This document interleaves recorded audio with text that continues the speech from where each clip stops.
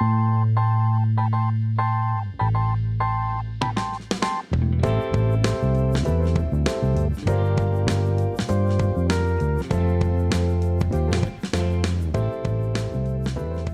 everyone. This is Candice Harrison, and we are here with Dr. Vernita Glenn White, who has come to our administrative retreat, which is something that we do every year to kind of kick the school year off in a good way, to get our administrators excited about the new school year. And she's come here to talk to us a little bit about some really interesting topics. They're of particular interest to me, just because over the course of my career, I've experienced some of the things that you talk about, not necessarily in an educational setting, but just in general. So before we go into kind of what your talks are about, can you just give us a little bit about your background? Yes. Okay. Where do we start? I'm from Orlando, Florida, and I went to Edgewater High School, which is an engineering magnet program school. Then I went to the University of South Florida, and I majored in computer engineering because that's what I thought I wanted to do. Mm-hmm. But then when I got there, because it was fun in high school, but when I got there and they were like, you have to find out where these commas go for the rest of your life, I was like, oh my gosh, I cannot do this. So I transitioned to mathematics. And then I became a mathematics teacher, middle school and high school. And I thought that was pretty fun. And then I got my master's there at Nova University. And I got a specialist degree because I'm addicted to school. And then once I worked in a high school, and I saw that we were having a lot of issues with people from the district and the state coming in saying that our kids can't learn, our teachers aren't doing a great job. And that frustrated me because I was an instructional coach. So I was over like the entire mathematics department. And all of these people that were coming in, none of them had mathematics backgrounds. And I was like, well, how are these people going to tell my teachers and my students that we're not performing and they don't have the credentials to do so? Now, they had doctorate degrees and all of that, but nothing content specific. Mm-hmm. So I said, forget this, because I thought I wanted to be a principal and eventually the U.S. Secretary of Education one day. Okay. But after all of that, I was like, you know what? I'm going to go get my doctorate degree. Never researched it, never really cared. At first, I was like, well, I want people to call me doctor. But the more you thought about it, if I'm going to give up this part of my life, let me make it mean something. So I got my doctorate in mathematics education from the University of Central Florida.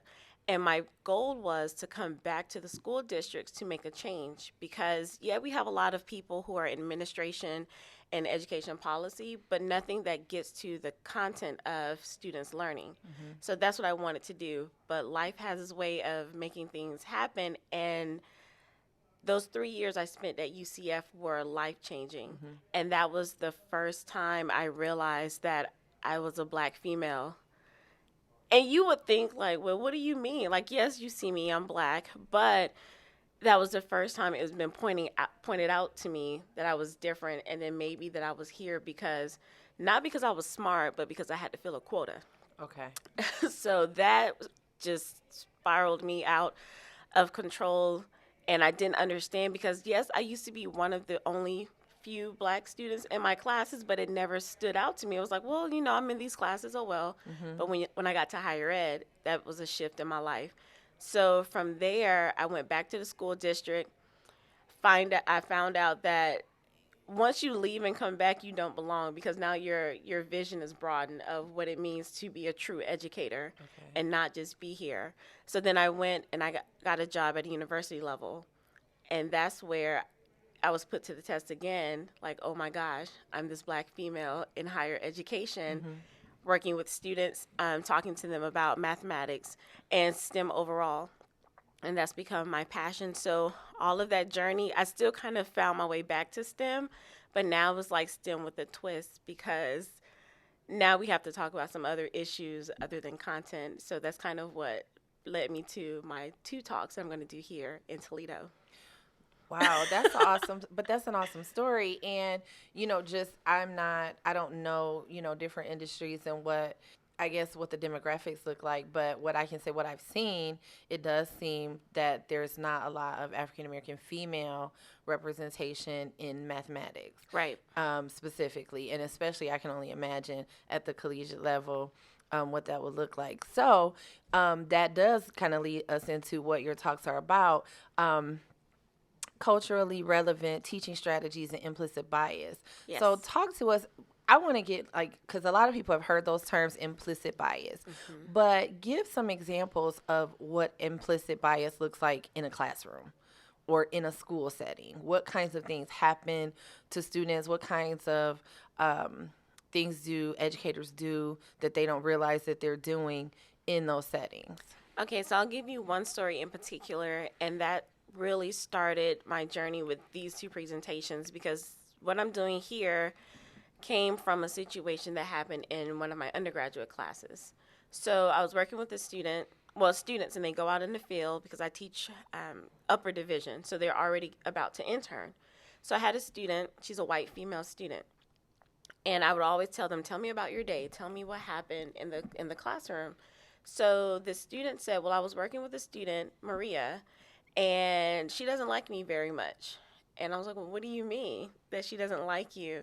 She's like, she won't talk to me or try to help her and this, that, and the other. So most people will leave things there. We'll keep trying, but no, I know it's something deeper. And this is where you have to know your students. Like, I have to know my college students to know that there's something behind what they're saying. And she was telling me that she was trying to help. And I said, well, try again the next day and see what happens.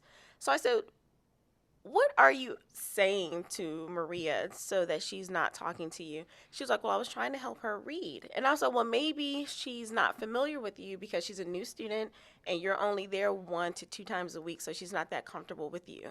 And she was like, well, she bonds with everyone else except for me. And I said, well, what are you saying to her?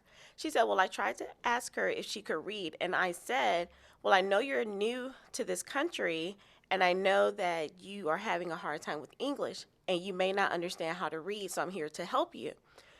Background, Maria is not new to this country. She only moved from Miami. She's born and raised in Florida. But because she is Hispanic, my student assumed that she was new to the country and couldn't speak English. So I told her, I said, well, all of those things that you said to Maria, you implied that she was dumb and couldn't understand English, when in fact that actually is her first language, you know. And then from there, I learned that, oh my gosh, the people that I'm preparing to be future teachers have these biases towards students that they're going to be responsible for teaching. And we hear these stories about, oh my gosh, my 3rd grade teacher saved my life, you know, like we heard this morning from Natasha Bowman. But then those stories where, oh my gosh, my 3rd grade teacher assumed that I was dumb and then I wasn't from this country because of the way I looked. And that started my journey of, we can't wait until teachers get into the workplace. We have to start in their pre-service and in their education programs, because it is a major issue. And that's just one story. And this happened all the time. So that's just one example that's fresh in my mind that led me to these two topics. Okay. And, you know, and I get that. And I also, the other way, so an example that I would say, you know, kind of falls on the other spectrum of that, and my son is an example that I always use.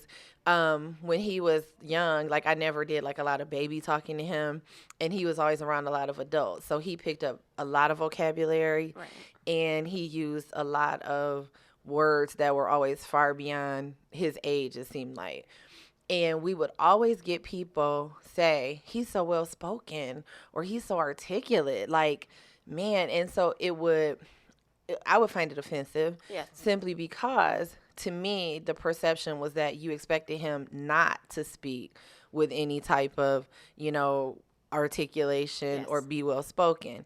And I don't think people realize when they do that, it instantly, and it's funny because with his intelligence, he would often say, well, how did you think I was going to sound? What did you think I was going to sound like?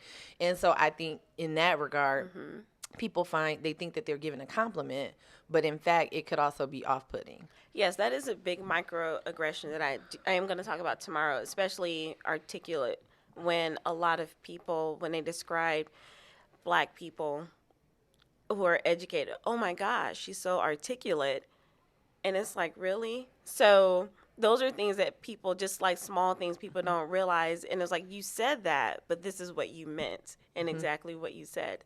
Yes, I have a whole list of them tomorrow. Okay. And that is one main one. So the last thing I want to ask you is, you're going to talk about some like strategies to help educators make their classrooms a little bit more culturally relevant. So can you tell me just some examples of some things that you would share or you would just like to impart to anybody who would see this? So here's the thing that makes it different. Being educators, we are information junkies. And we like to say, oh my gosh, we have this book of strategies. Now, I do have a few, but my main thing that I'm talking about is in order for us to change things and make things better in our classrooms and schools, it has to be with us. And we have to do work, our individual work. And I know people say, well, what does that mean? It requires, and I'm pushing for this, educators need to go to therapy and figure out their trauma and things that trigger them, because who you are is that's who you're bringing to your classroom and to your schools.